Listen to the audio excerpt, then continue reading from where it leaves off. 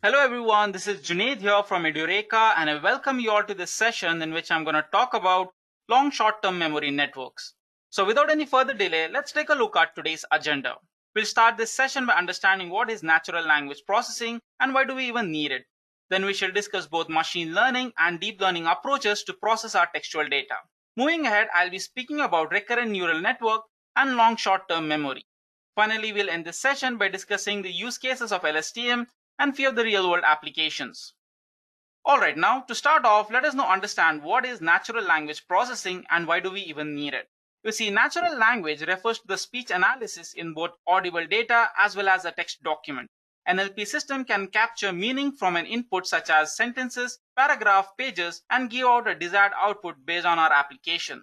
So why do we need NLP? You see, natural language processing helps computer communicate with humans in their own language and scale other language related tasks.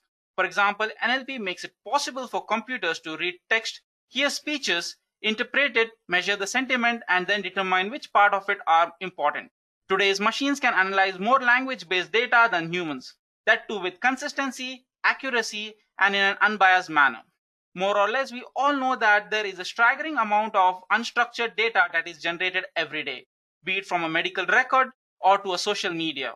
Automating NLP tasks will critically be helpful in future for analyzing text and speech data efficiently. So moving ahead, let us now see the ways we can process our textual data. We can process our textual data in one of two ways. One is a machine learning way and other one is a deep learning method. In machine learning, we can make use of algorithms such as bag of words, TF-IDF to classify and predict the desired output. But the drawback of this is that these machine learning algorithms do not consider the context of the word or a sequence. Here, the way it works is based on number of times the word is repeating, a probability is derived out of it and then performs a classification task. This is the reason why we have deep learning model for NLP tasks. Speaking about deep learning model, we have something like recurrent neural network, LSTM, transformer network, Google's BERT algorithm, and many more. This deep learning model learns the pattern of a word or a sequence and then tries to predict the desired outcome of the task. We can perform NLP using deep learning in one of two ways. One by pre-trained models such as Google's word-to-vec or global vector models. And the other way is to train our own model. If we are trying to train our own model, it would require a very huge amount of data and also a compute power to support it. In most of the cases, we will be using pre-trained models. Moving ahead, let us now discuss recurrent neural networks. As I mentioned earlier, the bag of word or TF-IDF model for processing our text is very inefficient. As I mentioned earlier, the bag of word or TF-IDF model that was used in machine learning to process our textual data is very inefficient, as it takes one word at a time and also the context of the word in which it is being spoken about is totally ignored. Although this would give us some prediction, but we can expect a lot of loss. This is why we use RNN model or recurrent neural network. Here, it requires a sequential data. Now you might be wondering, what does this sequential data mean, right? In simple words, sequential data is dependent on the past values. What I'm trying to say here is that we can read our document, right? We can read our document or English documents only from left to right side. Or take example of stock price prediction. We cannot randomly place the dates, right? If you have to make a prediction for next 2-3 months, we'll obviously refer to the data that was previously recorded. So this is what a sequential data means. So what makes RNN capable of handling sequential data? Well, you see, RNN model makes use of something called a state. This is nothing but a temporary memory that stores the previous data. As you can see here in an image, this is the general architecture of a recurrent neural network. So let me now move to my canvas and show you how recurrent neural network works and what are its internal workings. Alright, so as we have seen in an image, right, back in our slide, you saw that, recurrent neural network have something called as states, and then we also had some boxes, right? So what does those boxes represents? So let me quickly draw over here and show you what does this box represents. So if you remember, right, it goes something like we have a box here, okay, and then we also had another box, and then let's consider like 2 more boxes, that would be sufficient, okay. And then the way we provide input for our recurrent neural network is over here, okay.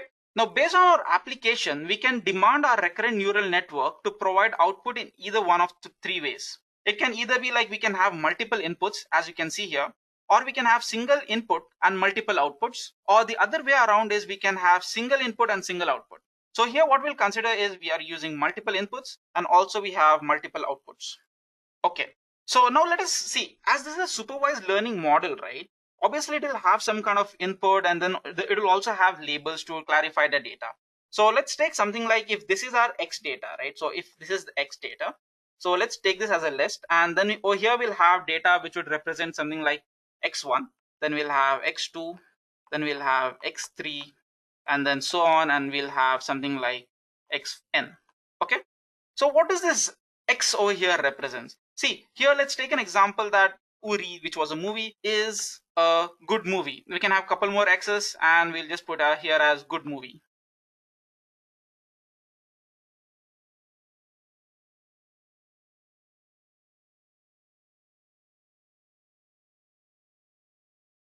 Okay, so this is nothing but the inputs, each of these words. Now, what our model over here does, let's take an example that we are trying to find name entity prediction, which stands for NER, right? So what this name entity prediction does is, it trains the model in such a manner that it finds a pattern. So as you can see here, this is Uri, right? Uri, it's something like a name, right? So this goes as 1, and is not a name, so this would be 0. Good, this is also not a name, and movie is also not a name. So the output over here would be something like 1000. All right, so now let's see what are the inputs and how it would look like. So first off, we have inputs. So if this is our X data, so we'll have input something like Xi. This would be in lowercase. Okay, so this would be X1, then we'll have X2, we'll have X3, and then we'll have X4.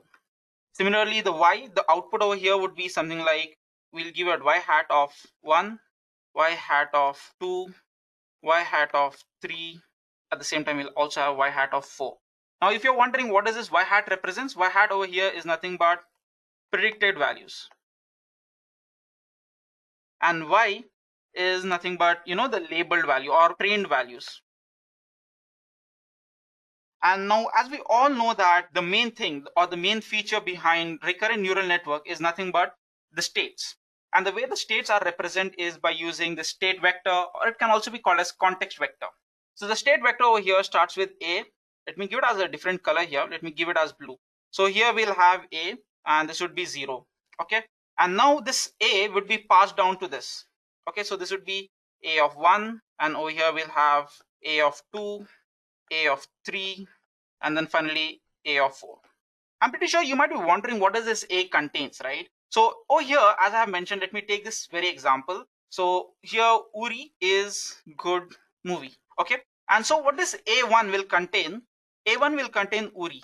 See, if we take the normal algorithm, what's going to happen is it will just consider only this one particular block. Okay. If this was just a normal algorithm or something which is used in the olden days, it will just consider this particular block and it won't be considering the previous values. So this previous value is being stored over here in the form of a memory. So now A1 will contain Uri, and what A2 will contain over here. So A2 will be having something like Uri is. And similarly, as it goes through here, it will collect each and every word. And finally, A4 will be complete context vector. So it will have the entire sentence, Uri is a good movie. Okay, I hope you understood what does this A signifies over here. Let me quickly erase all of these. Okay, so another important part which goes over here in any machine learning or deep learning model is nothing but the weights. So let's consider that we have weights, which is nothing but W, or let's take it as U. Let me give another color here, U, V, and W. In this RNN model, right, what we're going to do is we're going to have a single, or we'll have just only one weights, right? So the U weight is same for all of these inputs here. V weight over here is same for all the outputs. The weight W is same for all our state metrics. Okay, so this is how the weights are determined. So now to get a better understanding of what's happening over here and to derive a mathematical equation for feed-forward network, let's take a single block over here. And let's see how this internal working of this is working, okay? So over here we'll have a box, okay? And this will be our input. So let's give our input as x of t, because this is a generalized model, right? And now what we're going to do over here is this would be a of t minus 1. That's because a of t will be present over here. And now if we have an output which is present over here, and this would be nothing but y hat of t. All right. So as I mentioned earlier that we will be having weights. So the weights over here is nothing but U, V and W. So what's happening over here? Okay, so first off, there will be a matrix multiplication between these two values. Okay, another there will be a matrix multiplication between these two values. And once they are done, we'll add these two values and then give a activation function to it. Okay, and the activation function that would be used over here is tan H. So if I have to put it in an equation form over here, so the product of these two, x of t times, or it would be a dot product of u, okay, and the sum of these two, so it will be t minus 1 times w. And now what we're going to do is we're going to pass an activation function, which is nothing but tan H over here. So let's just give a small dotted notation over here. So whatever the output which comes, it will be performing an addition of these two and also give an activation function, which will represent here by f. All right. So this is how we get an activation function over here. So what does this value signifies this? This is nothing but this output over here, a of t. So I hope you understand what is a of t. A of t is this value. Okay, let me quickly highlight that for you. So a of t is this value. Okay, so a of t is represented over here.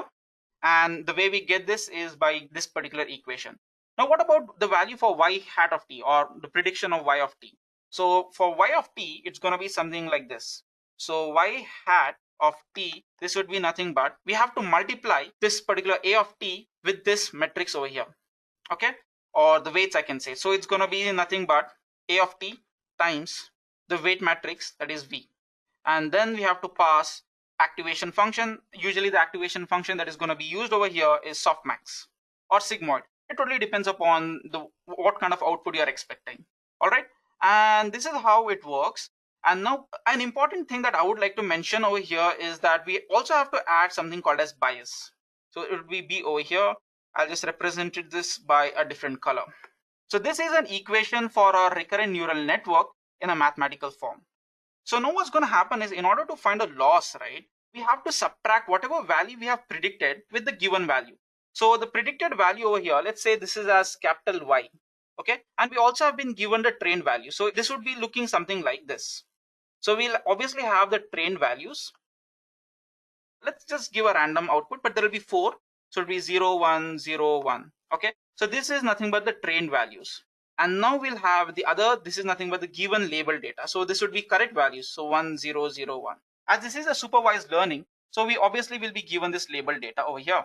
So now what this will do is this will subtract each of these values and calculate a loss. So how do we calculate a loss, right?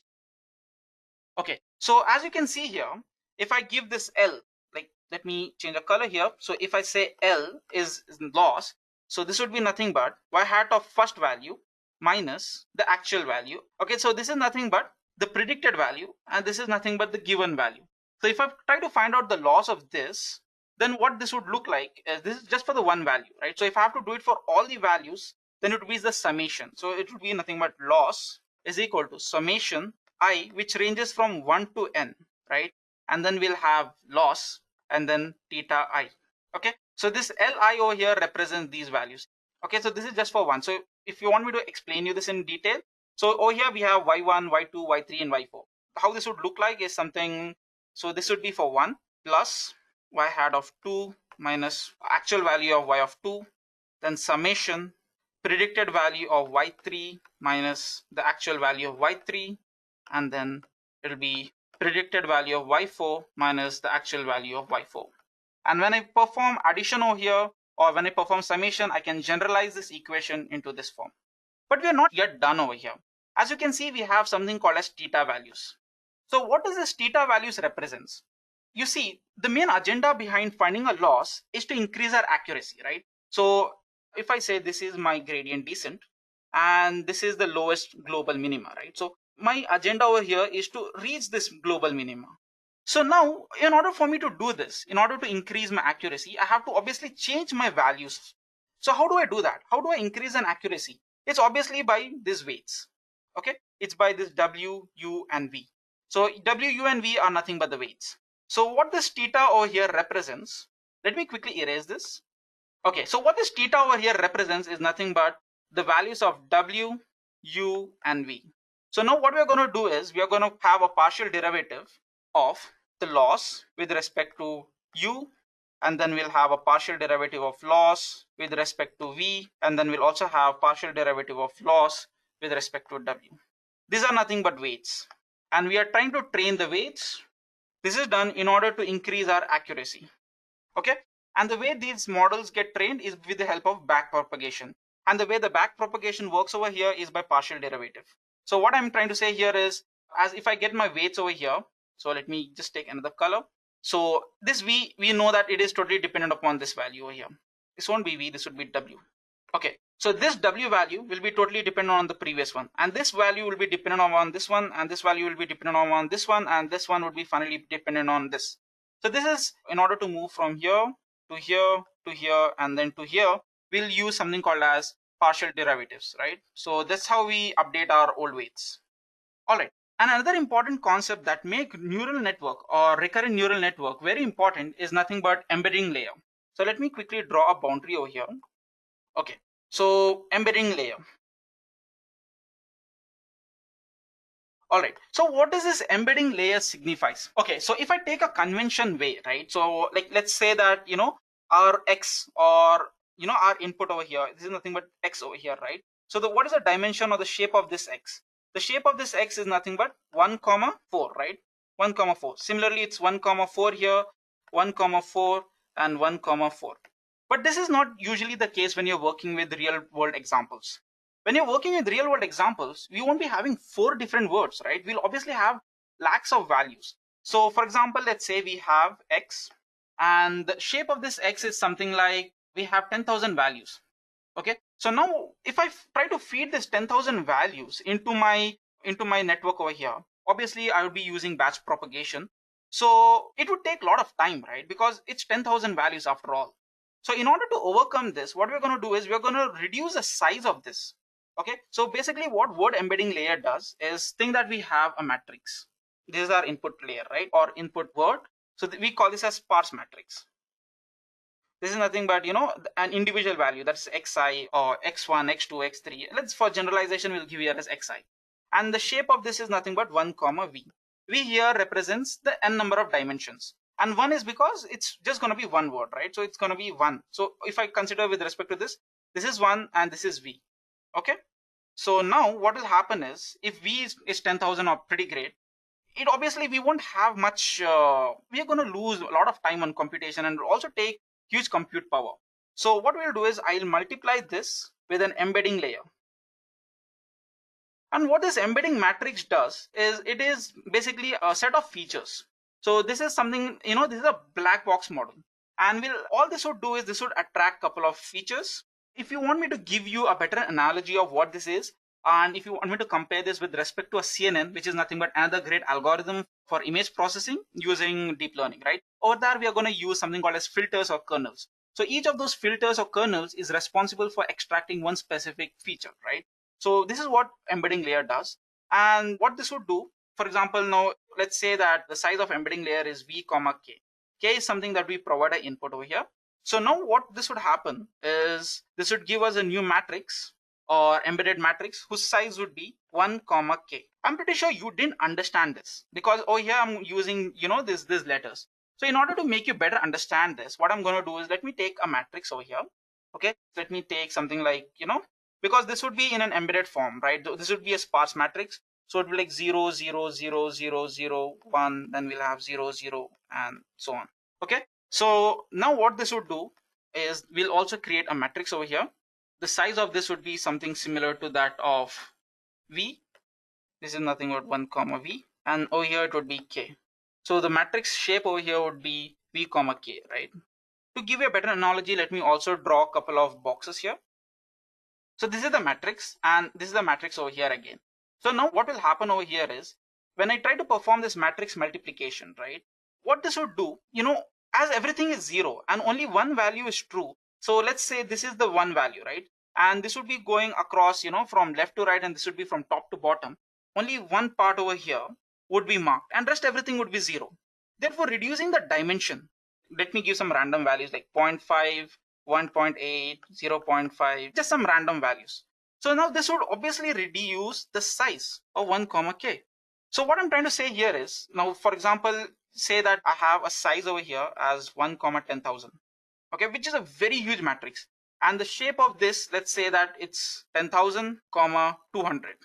When I perform this embedding, right, word embedding, the shape of the new matrix would be nothing but 1 comma 200. If I compare this part over here to the embedding whatever we have received over here, so let me just give a quick brief. So this is our embedded layer, so this is really 1 comma 200.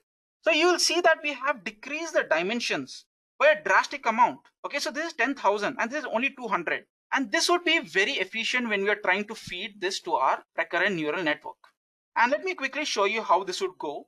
So first let me draw our architecture. Let's take this blocks like this, and then we'll have an output over here. Okay, so this would be our inputs, right? So let me give something like this.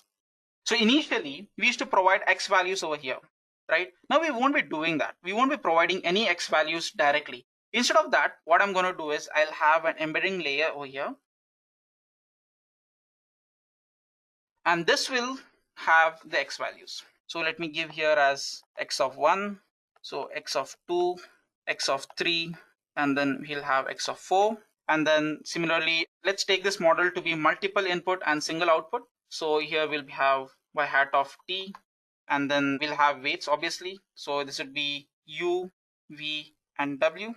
And this is nothing but our matrix over here. So this would be a of 0, a of 1, a of 2, a of 3, and finally a of 4.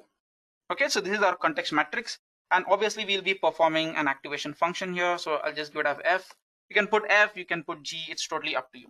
So this is how a recurrent neural network would actually work. All right. So now that we know how RNN works, let us now understand what is LSTM, or we can also say it as long short-term memory. You see, traditional RNNs are not good at capturing long-range dependencies. What I mean to say here is that when we tend to work with a very huge data set and multiple RNN layer, we are at the risk of vanishing gradient problem. Now you might be wondering, what is this vanishing gradient, right? Well, you see, when training a very deep neural network, gradient or the derivatives decrease exponentially as it propagates down the layer. This is known as vanishing gradient problem. These gradients are actually used to update the weights of a neural network. But when the gradients vanish, these weights will not get updated. In the worst case scenario, it will completely stop the neural network from training. This vanishing gradient problem is a common issue in very deep neural networks. So to overcome this vanishing gradient problem in RNNs, long short-term memory was introduced. You see, LSTM or long short memory is a modification to RNN's hidden layer. LSTM is capable of remembering RNN's weights and their inputs over a very long period of time. In LSTM, in addition to the hidden state, cell state is passed down to the next block. The way LSTM works is that it can capture long-range dependencies, that is all weights. It can have memory of previous inputs for a very extended time duration. The way LSTM cell does this is by using three main gates. First one is a forget gate. Forget gate removes the information that is no longer useful in the cell state. Then we have input gate. Additional information to the cell state is added by input gate. And finally, we have something called as output gate. Additional useful information to the cell state is also added by an output gate. This gating mechanism of LSTM has allowed network to learn the conditions for when to forget, ignore, or keep information in the memory cell. So let me now quickly move to my Jupyter notebook and show you how I can implement LSTM on name entity prediction. Alright, so let me quickly move there. Alright, so over here, first off, I'll be opening my Google Colab. Okay, so let us give a name for our Google Colab over here. Let's give a short term, right? Name entity prediction. And let's connect our Google Colab to our server. Okay, meanwhile that's connecting. So now you might be wondering, from where am I going to use my data set? So for me to use my data set, I'll just go for Kaggle, Kaggle, baby names. So let me just quickly show you how this data set would look like. So this is a CSV file over here. All right, so as you can see here, we have over 93,889 unique values. Okay, so this is a very huge data set. And let's try downloading this. To download this is pretty simple. All you need to do is click this and it will get downloaded. As I've already downloaded this file, let me quickly upload this on my Jupyter notebook. So let me go here and upload it from here.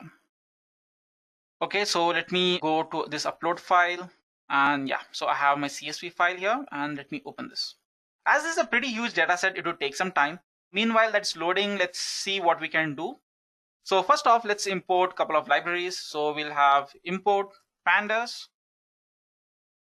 as PD, and then we are going to import numpy as np, and then we also need to have matplotlib. So from sklearn. All right, and we also need something like label encoder, but I'll show you a shortcut way to bypass label encoding. Okay, so let's try to load our cell here. And in order for us to read this data, so it's pretty simple. All we are going to do is let's give this as a data. This would be nothing but pandas dot read csv, and then we are going to pass our file name. Let me change this to our root directory. We're putting a dot over here. Okay, so I won't be executing this as of now because it's trying to load our file. All right, so now that we have successfully loaded our data, so let's try running this cell over here. Okay, so let me close this and let me zoom in over here. So now what we are going to do is let's see the shape of our data. So let's see what's the data shape, data dot shape, and now let's see what it would be like. Okay, so as you can see here, we have 5 columns, but the number of rows that we have is 1.8 million. That is approximately 18 lakhs, right? So this is a pretty huge value. So now what we're going to do is we'll just see how our data is looking like. So we'll see data dot head, and let's see what we need. So as you can see here, we have ID, which is of no use for us. Then we have name. Okay, then this year, I don't think it's of any use for us. Then we have gender and count. Count here represents, how many people have the name Mary, how many people have the name Anna, how many people have the name Emma, Elizabeth, and Minnie. This is over here. Out of this, if you see, right, there are a couple of things that we don't need. We can drop them out. All we need is a name. Okay, and then we also need the gender, because this is going to be our prediction. We are going to predict, we'll give our own custom name, and then we'll see whether the name that is we are giving is a male or a female. Okay, so now what we're going to do is let's see how many unique values we have. So let me quickly erase this first. Okay, so what I'm going to do is data dot names. So this should give us here name, and then we'll type here as unique. Okay, so this would give me unique values. Okay, so over here I have 93,889 unique names. Okay, so now what we're going to do is we want to label encode this, right? So we want our female, which is nothing but F, we want female to be 0 and then male to be 1, or vice versa. So in order to do that, either we can use label encoder, or there's a shortcut method to this. Let me quickly show you how that works. So first off, we'll take our data frame. So it's data, and which column we want to do this for? We want to do this for our gender column, right? So let me pass this and give gender. And now what we're going to do is, okay, we'll take this as type. Okay, this would be obviously in the form of category. And now what we'll do is this is cat dot codes. Okay, so this is nothing but panda shortcut, do label encoding. Let's try to execute this and see what it would look like. So as you can see here, we have a couple of zeros and ones. This is nothing but it's representing females with 1 and males with zeros. Okay, so now what we'll do is we have to update this column. So we'll paste this, and this should be something like this over here. And let me execute this. Okay, so if you want to see how our data would look like now, let me just quickly run this once again. So you'll see here now the values has been label encoded. Okay, so now what we're going to do is we obviously need to take the unique names, right? And then we'll obviously group it by, right? So what we'll do for this is we'll take something like data. We'll group this by the names. So group by names. All right. And now what we'll do is we'll calculate the mean of the genders. We'll reset the index. The reason why we want to reset the index is because if we don't give the index, then our name over here will become the index, right? So we'll give reset underscore index. All right, so let's give this to a new data frame, and we'll call this as df. Okay, let me execute this now, and let's see how this df would look like. Okay, let me execute this right after this. So as you can see here, it has grouped by names, everything in an ascending order. So this is all in an alphabetical manner. And yeah, and now only thing that I want to work on is this gender. Okay, The reason is because over here I'm getting a floating point value. I don't want this floating point value. I want to change this to integer value, right? So what I'll do is df gender. This would be nothing but df gender. Then all I'm going to do is as type. I'll just put here as int. So let's now see what this value would look like. Fantastic. We over here have now, ones and zeros, which is nothing but an integer value. Okay. So if you want to see this, so either I can write df or I can also put as head. Okay. So these are the first 5 values. Okay. So now the way our neural network is going to work, or the recurrent neural network is going to work, is that, I hope you remember these boxes, right? So when I was talking, or when I was explaining this RNN, I was saying that I would be passing around the words. But here in this project or in this program, we won't be passing words over here. We won't be passing like Abha or Abida or Adam. We won't be passing these words. Instead of that, we'll be passing letters. So over here, it's going to be like alphabets. So A, B, it can be any alphabet, it can be Z here. So basically it depends upon whatever the value is coming here. So in order to do that, we have to find number of unique alphabets. So we know how many unique alphabets we have, right? So it's 26. So in order to get these alphabets, what we'll do is, let me first quickly erase this. Erase all drawing. So now we have 26 alphabets. We have to create our own vocabulary. So what I'm going to do is I'm going to import string. So now I need letters, right? So letters, this would be nothing but list of string.ascii. Okay. And if you want to see what this would give me, this would be nothing but the list of alphabets, which are in lower cases. Okay. And now what we'll do is we'll try to create a label encoding, or we have to create a vocabulary, right? So we'll have something like vocab. This would be nothing but I'll be using dictionary. And now what I want is zip. The way I want over here is, for every individual values of this A, B, C, D, I want to label encode this to 0, 1, and whatever the value it is, right? So it would be from 1 to 27, unique numbers, right? So this would be nothing but letters. And then we need something like range 1, 27. So this would give me the matrix from 1 to 26, right? And let's now see what this would look like. So we have vocab, and let me execute this. This should give me a dictionary. Okay. So here we'll convert A to 1. Okay. And then B would be 2, C would be 3, and so on. Z would be 26. And now what we are going to do is we'll just try to create the reverse vocabulary. And the reason is we obviously won't be needing this, but just in case if you want to use, it should be something very similar to this. Let me just copy the exact same thing and paste it over here. So we'll just give it as reverse, right? So it will be R underscore, and here instead of numbers being second, we'll just cut this letters and we'll pass letters over here. And now you'll see if you're trying to decode whatever we have predicted, we can just pass it down like this. Okay, so now what will happen is we need to do something like, all our data, whatever is there, we have to convert them into a lowercase. So, and then once we convert them into a lowercase, we have to encode them into numbers. So whatever I'm saying is this AABAN, right? ABAN. So this AA, obviously first off, we have to convert all of this into a lowercase, this value.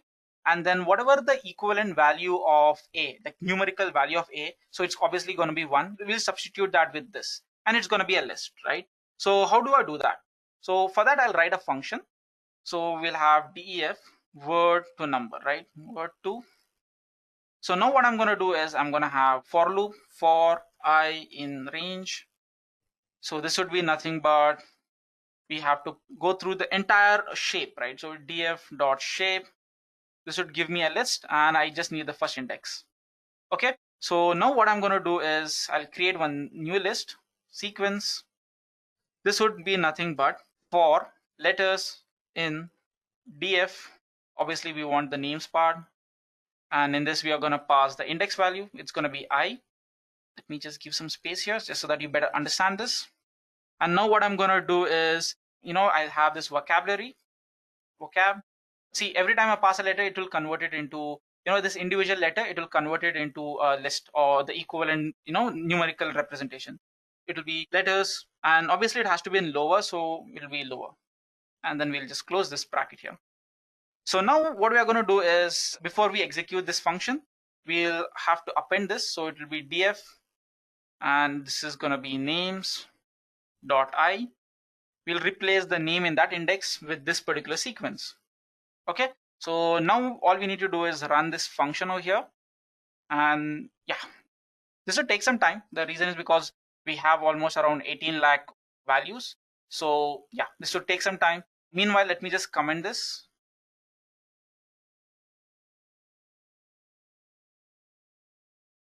Okay, so in the next stage, what we are going to do is, let's see how our this value over here would look like. So let us now first execute this. All right, so let us now see how our data frame will look like. So let me execute this block now. So as you can see here, our names have been completely changed or converted into a list of numbers. But now only issue that we are trying to have is the imbalance in the size of the list. Because when we are trying to have the number of boxes, right, we won't be having variable number of boxes. Okay, so what we're going to do is either we set a value like something like take an average number like 10, 20, or you can take something like, something like you either depend on maximum number or the minimum number of list. But the thing is, if you take the maximum number, then we have to pad a lot of zeros, and this would lead to a loss. So if I reduce the size, this would also decrease the accuracy, right? So what we're going to do is we'll plot this name and gender in the form of a histogram. So let's take here X. This would be df names, and we'll give here as dot values. And then same thing, we'll do it for Y, df gender, and this would be dot values. So what we'll do is we also need a list. Okay, so now as we are going to plot this on a histogram, and what we are going to see in the histogram is just to analyze, this is a graph. We want to analyze, where does the highest number of sequence, or if suppose this is a size, if this is size 8 and this is like 8,000 words or 8,000 names have the size 8, then we can keep our average somewhere near, and then we can also decide, if the number after 10, if not many names have a longer number or the longer length of that name, so we can keep our average somewhere around 9 or 10. Okay, so let's now quickly see how we can do that to get the length of our names. So length X or name length, this would be like list comprehension for I in range 0, df dot shape of 0. And now what we're going to do is we need to find the length. So this would be length X of I. Over here you can either give df or you can also give this X, right? So it would be length of X. Okay, so let me quickly execute this. Okay, so here we're getting an error. Oh yeah, it's not O, it's going to be 0, right? So let me execute this now. Okay, so let me show you how this would look like. Name length, and let me print this off. So as you can see, this is giving me a list of names. So there are a huge amount of names. So as you can see, first we had 5, 5, and then 9. So let's now plot this and see how it would look like. Import matplotlib splt. All right, this is perfect. So now what I'm going to do is I have to plot this, right? So all I'm going to do is plt.hist. All right, and now I'm just going to give name length and number of bins. This would be like, let's give 20, okay? And then plt.show. Okay, so what do we find from this graph over here? You see, this is nothing but the length of the names. So 2, 4, 6, 8, 12, all these are the length of the names. And this is nothing but 0, 5,000, 10,000. This is nothing but number of names that have a length 4 or number of names that have the length 6. So as you can see, right, there are around almost 25,000 names whose length is 6. And then as I cross like 10 or as I cross 12, not many names are there whose length is greater than, 12. So what I'm going to do here now is, now we have to pad, right? Now we have to pad the number of zeros. So in order to pad zeros, we have something called as built-in function from Keras. So from Keras, or you can also set as Keras dot preprocessing dot sequence import pad sequence. So let me quickly execute this now. And now what I'm going to do is I'm going to create a new list. So let this be X. This is in lowercase. So pad sequence. And the things that this is going to take is obviously the sequence. We have to give a list of sequence. Okay. And then we'll give something like df.names. And then this is going to be values. And now we want to define the max length. So this is going to be 10. We also have an option of providing where do you want to do the padding. So you can also do it as pre or post. We'll obviously be doing pre. So let's see how do we do that. this would be nothing but, if you can see this sequence over here, so we have padding is equal to pre. It's by default, right? So pre. So let me execute this now, and let's see how this X would look like. Okay, so as you can see here, X is a matrix whose length is 10. Okay, so each of these, like this is nothing but 19 million cross 10. So there are 10 columns throughout all. So now what we're going to do is we're going to create our own model. So for that we'll do from keras.layers import input layer, and then we have to have embedding layer, because if you don't have embedding layer, then it would be like each input would be something like 1.9 million, that is 18 lakhs. So it's a pretty huge value to compute, so we don't want that. So that's why we'll use embedding layer, then we have dense layer, and then we have LSTM. We also, rather than taking this as a sequential model, we'll take it as feed forward. So what we'll do is from keras.models import model. So now what we are going to do is we'll have to create our input layer. So this will be input is equal to input, and now the shape that we are going to pass over here. So for this shape, so how many columns do we have? We obviously have 10 columns, right? So it's going to be 10. So now what we're going to do is next we are going to have embedding layer. So let's say this is EMB and this would be embedding. So input over here, or the input dimension over here, is nothing but vocab size. We haven't defined this vocab size, so let's quickly do that. So vocab size, this would be nothing but length of vocabularies plus 1. The reason why I'm doing plus 1 is because we also have zeros over here, right? And this would be like vocab size if you want to see. And let me execute this. So we have 27, right? So 26 are the number of alphabets, and 1 is because we have number of zeros. So we'll pass this as vocab size. Okay, and now we are also going to pass output dimension. So output dimension, this is nothing but how many dimensions we want. So now this is going to be 5. All right, and the input for this embedded layer is going to be from INP. Okay, and now we are going to have our first LSTM layer. So it's going to be LSTM1. So this will be LSTM layer. Number of units we have to define here. So units, this is going to be like 32. The units over here does not represent the number of boxes. The units over here represent the A values, right? So now we have to do return sequence, and this is going to be true. And the input for this is going to be from embedded layer. Then we have LSTM second layer, and this is be LSTM units we're going to pass. So number of units that we're going to pass now is 64. And now the input for this is going to be LSTM1. Finally, we have an output layer. So at the end, right, we're going to have a dense layer, right? So dense. So number of units or number of neurons at the end, we are going to have 1. And kind of activation function that I'm going to have here is going to be sigmoid, because we have to predict either it's a male or a female.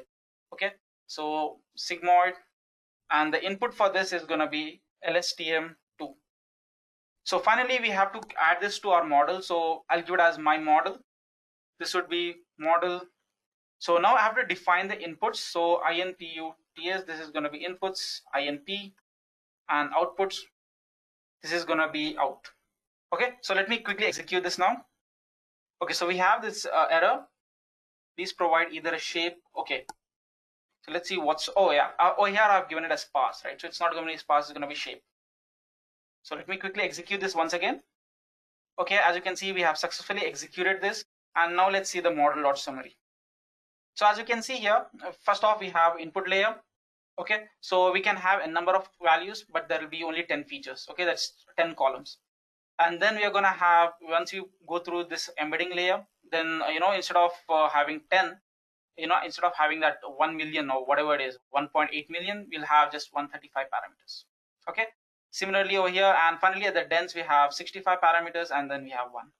The reason why we have 65 here, just for if you don't know, is because 64 plus 1 bias, and this would give us 65. Okay, so now finally we are going to train our model, but before that we have to compile it. It's going to be my model dot compile. Okay, so we have to find an optimizer. So optimizer, best one that I feel is Adam. Then we have to find the loss. So as we are going to use just 2 predictions, right? It's either it's male or female. We'll use binary cross entropy. And then finally the matrix that we want to use here is, this will be accuracy. So let me execute this now. And finally we are going to compile this. So we'll have history. So this will be model.fit. Okay, and now we're going to pass our values. We're going to give x, we're going to give y. As you know, x is nothing but the matrix which has a padding, and y is nothing but the other classes. They're telling us either it's ones or zeros. And number of epochs, this is going to be 10. Batch size, as this is a pretty huge data set, we are going to keep a pretty high batch size. So I'll give a batch size here as 256. And then finally we need validation split. Okay, it's not going to be my model, it's going to be my model, right? So my underscore model. So finally we're going to have validation split here. So let's give it as 20%. So it's going to be 0.2. All right, so finally it's the moment of truth. Let us now execute our code. This should take some time to execute. So let's see how this would look like. Okay, so if you can analyze this data over here, so as you can see, right, this validation accuracy has to increase. And we cannot see every time, if our model is overfitting, the accuracy over here will keep on increasing. All right. So the more reliable source over here to see is nothing but validation accuracy. So if validation accuracy is increasing, that means our model is neither overfitting nor underfitting. And you can also see that we have our validation loss, which is kind of decreasing. And over here as well, we can see the validation loss. Over here, we can see the loss of a model is decreasing from 60, then 40, then 39, 39, and 80, 38. So let's now wait for a few more epochs. So we have 4 more to go. Okay, so as you can see here, our validation accuracy has been increasing. So this is a very healthy growth. And even over here, our accuracy of a model is also increasing. Fine. And the loss is decreasing. It's decreased from 60% to 37%. And over here, our validation loss decreased from 42% to 36%. So let us now map this, like whatever values we have received. So in order to map this, we have h. This model over here retrieves us the history function, right? So we'll give hist.history. And let me execute this. Okay, so now what we're going to do is, this is nothing but key value pairs. So if I put h, if I give something like accuracy, okay, well, let's plot this. So model.plot, right? So plt.plot.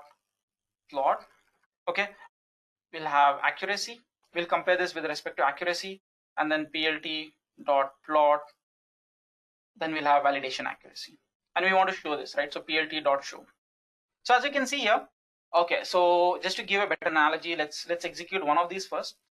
Okay, so the blue line over here represents the accuracy of a model, and then this is nothing but the accuracy of our training data, right, or testing data. So as you can see, our model accuracy isn't decreasing, so it's a very good model and it has trained very well. So now coming down to the moment of truth, so let's now take a random name and see whether it can predict whether the name is true or false. Okay, so we'll give here as test underscore name. So let's give something like, this would be like name, right? So we'll give name dot lower, and now we are going to pass the name over here. So this would be, let's say, Tom. Okay, so we have to convert this into letters, right? So it will be vocab of I for I in test name, and now we'll give the name here as x test. So this would be nothing but we have to pad the sequence, pad sequence. We'll pass this in a form of a tuple. Then this would be seq. And then we know that we have to pad 10, right? And anyways, we don't have to say whether it's pre or post, because by default it's going to be pre. Fine. So let us now see how our text data would look like. So x test string attribute has, okay. Oh yeah, so I have done a typo over here. It's going to be LOWER. So let me execute this once again. So as you can see here, we have a matrix which has a size of 10. And let's now see what this would predict. So it's the moment of truth. So y.predict, this would be model.predict, and I'm going to pass here as x test. And let's see what does this predict. So we'll give here as ypred, and yeah, let us execute this. Okay, so we are getting this in a form of an array. So what this tells us, this tells us that, this is like 70% chances that this name is Tom. In order to make this, layman stuff, so what we are going to do is we'll have if ypred. Let me execute this first. So let me go down to another block. So this would be something like if ypred is less than 0.5, then we'll say the name is female, okay? Else print name is masculine, or name is, or let it be male, okay? So same thing over here, we'll just keep it as male. So let's now see what this thing predicts. Okay, so this thing predicts male. So let's take another common name. Let's take something like, let's go to Google and see what name can we take. Yeah, we can take up something like Brad Pitt. Okay, so let's execute this and let's execute this again and then this. So as you can see here, this is giving me a male name. And let's give a female name over here. Let's give as Mary. And let's see whether this would predict it as male or female. So as you can see here, it's female. Now, as if you have seen the data set, right, it says this is the name from the US kids, right? What will happen if I give an Indian based name? So let me give an Indian based name like Priyanka. And let me execute this. It's giving me a female name, right? So this is something pretty astonishing, right? So why do you think it gave me a female name? Well, the reason is because when we are training this model, like RNN, using RNN, right? It's not looking at the name. It doesn't know whether the name is female or not. But as a matter of fact, it is looking at the pattern. Okay, so it might be looking at, if the name ends with so and so, it is a female. If the name starts with this, or if a name have something like this, it means, it's a female or a male. So to give you a better analogy, let's give something like Julia. So let me execute this. This will give me a female, right? So what if I give something like Junaid? This would give it as male. So all it's trying to do is it's trying to see, recognize a pattern. That's why it's taking individual words at the same time. So this is what makes NLP using LSTM very effective. All right, so moving ahead, let's see some of the LSTM's use cases. You see, LSTM is a very popular deep learning algorithm for sequential models. Apple Siri and Google's voice search are some of the real-world examples that have used LSTM. And you won't believe it, LSTM is a success story for those algorithms. So let us now have a look and see how LSTM changed that technology. Okay, so starting off with Apple. In 2003, Apple was the first major tech company to integrate a smart assistant, that is Siri, into an operating system. And the Siri was actually a byproduct of some other company. So Siri was a company's adoption of a standalone app that has been purchased along with the creators who made it. It was somewhere in 2010. The initial reviews about Siri was that it was intense. But over the next few months and years, the users became more impatient with the shortcomings. And all too often, it wrongly interpreted commands. And then, no matter what you do, there was no fix for it. So this is when Apple moved Siri's voice recognition to a neural-based system. Some of the previous techniques remain operational, something like, applying hidden Markov models. But most of the time, DNN or deep neural network using LSTM was used. Although people did not find any changes on the outside, but from within it was a supercharged deep learning model. Speaking about Google's implementation, Google implemented Google Voice Search somewhere in 2009. Google Voice Transcription had initially used something called as Gaussian matrix model.